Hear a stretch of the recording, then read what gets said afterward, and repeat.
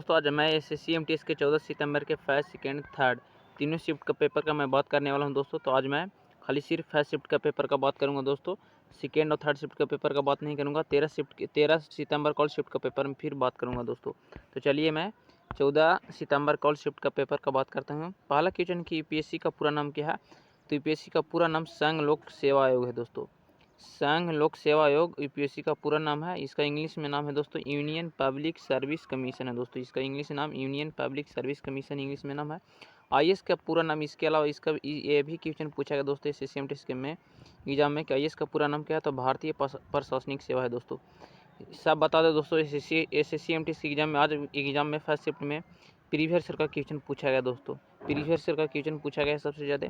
IPS का पूरा नाम है दोस्तों भारतीय पुलिस सेवा। भारतीय पुलिस सेवा आईपीएस का पूरा नाम है। ये भी एसएससी एमटीएस के एग्जाम में पूछा गया क्वेश्चन है। दूसरा नंबर क्वेश्चन यहाँ पे है, उस्ताद जाकिर हुसैन का संबंध किस वाद्ययंत्र से? तो उस्ताद जाकिर हुसैन का संबंध तबला से है दोस्तों। ये भी एसएससी एमटीएस के एग्जाम में क्वेश्चन पूछा गया है आज के एग्जाम में फर्स्ट शिफ्ट में। उस्ताद जाकिर हुसैन का जन्म 9 मार्च 1951 में हुआ था।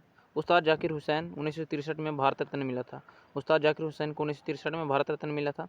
किशन महाराज का भी संबंध तबला वादक से दोस्तों। ये भी क्वेश्चन एसएससी एमटीएस के एग्जाम में पूछा गया है दोस्तों। फिर पूछे जाने की संभावना है।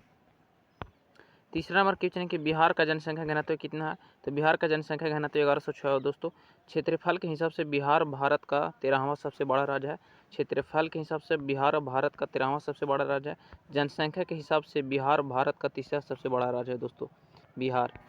तो चलिए दोस्तों चौथा नंबर क्वेश्चन यहाँ पे है, अमर जीवन किसकी रचना है? तो अमर जीवन किसकी रचना है? तो रसुंदरी देवी का आत्मकथा दोस्तों।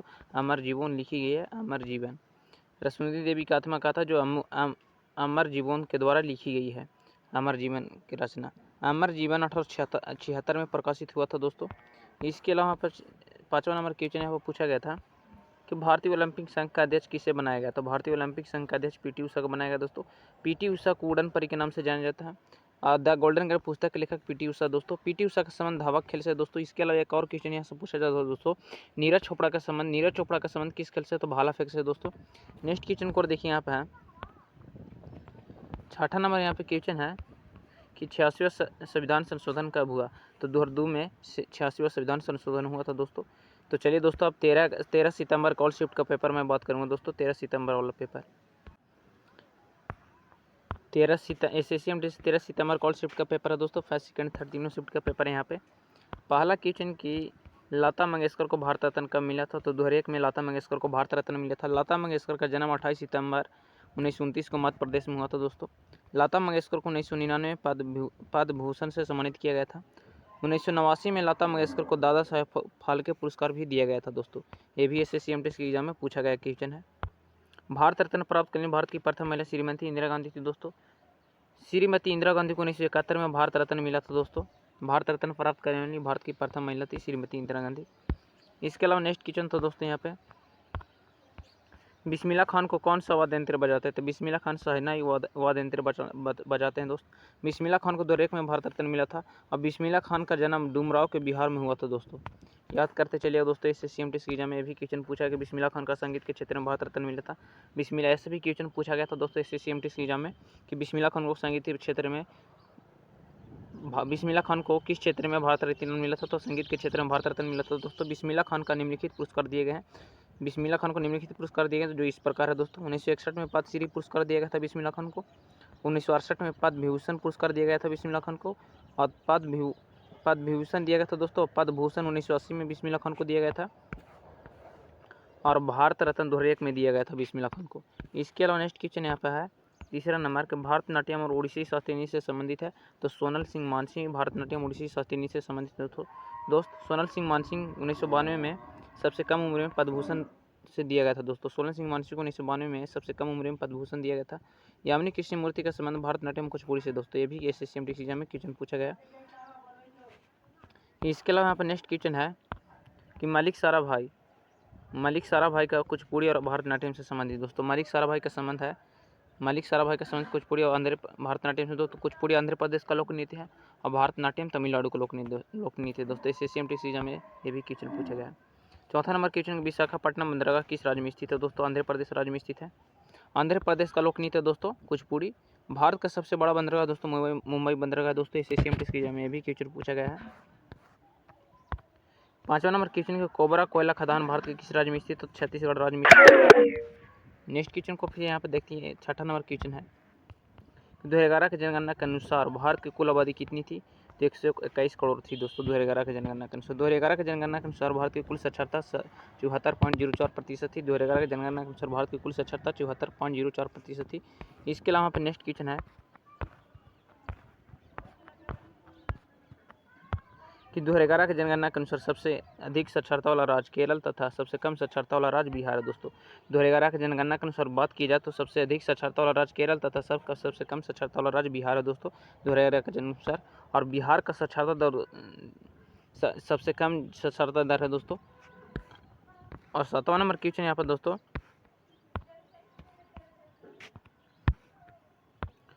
7वां नंबर की सबसे पहले मानसून कहाँ आता था दोस्तों? तो केरल में सबसे पहले मानसून आता है दोस्तों। और केरल को मसालों का बगीचा कहा जाता है दोस्तों, याद करते चलिएगा। 8वां नंबर क्वेश्चन जम्मू कश्मीर का पुनः गठन अधिनियम का पारित होता तो 2019 में पारित होता दोस्तों। इसके अलावा यहाँ पर नेक्स्ट क्वेश्चन है 9वां नंबर की विनेश फोगट ने वर्ल्ड चैंपियनशिप में कितने पदक जीते? तो 2 मेडल जीते दोस्तों। इसके अलावा एक और क्वेश्चन यहाँ से पूछा जाता है दोस्तों कि वास्को डी गामा भारत कब आया था दोस्तों? वास्को डी गामा भारत 1498 में आया था दोस्तों। ये भी एसएससी एग्जाम में क्वेश्चन पूछा जाता है, ये भी याद रखिएगा दोस्तों। 10वां नंबर क्वेश्चन की सर्फ चैंपियनशिप 2021 में भारत रत्न किसे हराया था? तो सर्फ चैंपियनशिप में 2021 में भारत ने किसे हराया था? तो नेपाल को हराया था दोस्तों। यहाँ से एसएससी एग्जाम में एक और क्वेश्चन यहाँ से पूछा जाता है कि नेपाल में लोकतंत्र की स्थापना कब हुई? तो नेपाल में लोकतंत्र की स्थापना 2005 में हुआ था दोस्तों। नेपाल एक ऐसा देश है जो किसी देश का गुलाम नहीं हुआ था दोस्तों। और लोकतंत्र में 2005 में स्थापना हुआ था दोस्तों। 2005 में राजस्थान से सूचना का अधिकार अधिनियम भी लागू हुआ था दोस्तों। और सूचना का अधिकार अधिनियम अमेरिका देश से लिया गया दोस्तों। ये भी क्वेश्चन पूछा जाता है एसएससी एग्जाम में।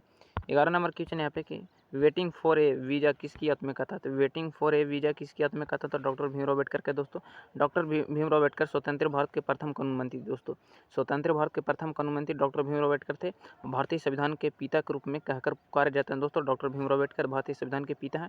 और भारतीय संविधान के निर्माण में दोस्तों डॉक्टर भीमराव अम्बेडकर को 2 बार भारतीय संविधान के निर्माण में 2 बार से 11 मंथ दोस्तों 18 दिन लगे थे। भारतीय संविधान के निर्माण करने में 2 बार से 11 महीना 18 दिन लगे थे। ये भी एसएससी एग्जाम में क्वेश्चन पूछा गया था दोस्तों। 12 नंबर क्वेश्चन के राजघाट कहाँ स्थित है? तो दिल्ली में स्थित है दोस्तों। राजघाट कहाँ स्थित है? दिल्ली में स्थित है। इसके अलावा 13 नंबर यहाँ क्वेश्चन पूछा गया था निर्मला पानीकर किस हस्तिनी से संबंधित है? तो निर्मला पानीकर किस हस्तिनी से संबंधित है? तो मोहिनीअट्टम से संबंधित है दोस्तों। मोहिनीअट्टम केरल राज्य का लोक नृत्य है दोस्तों। इसके अलावा नेक्स्ट क्वेश्चन यहाँ पूछा गया था 14 number the God of small things पुस्तक के लेखक कौन है? तो the God of small things पुस्तक के लेखक अरुंधति रॉय हैं दोस्तों। Arundhati Roy the God of small things पुस्तक के लेखक हैं दोस्तों। द गोल्डन गर्ल पुस्तक के लेखक पीटी उषा दोस्तों। पीटी उषा कुड़न परी के नाम से जाने दोस्तों। पीटी उषा का संबंध धावक खेल से दोस्तों। और वर्तमान समय में भारतीय ओलंपिक संघ के अध्यक्ष बने हैं दोस्तों पीटी उषा। ये भी क्वेश्चन एसएससी एग्जाम में पूछा गया दोस्तों। 15 नंबर क्वेश्चन का राजगीर उत्सव कहाँ मनाया जाता है दोस्तों? तो राजगीर उत्सव बिहार में मनाया जाता है दोस्तों। राजगीर उत्सव बिहार में मनाया जाता है दोस्तों।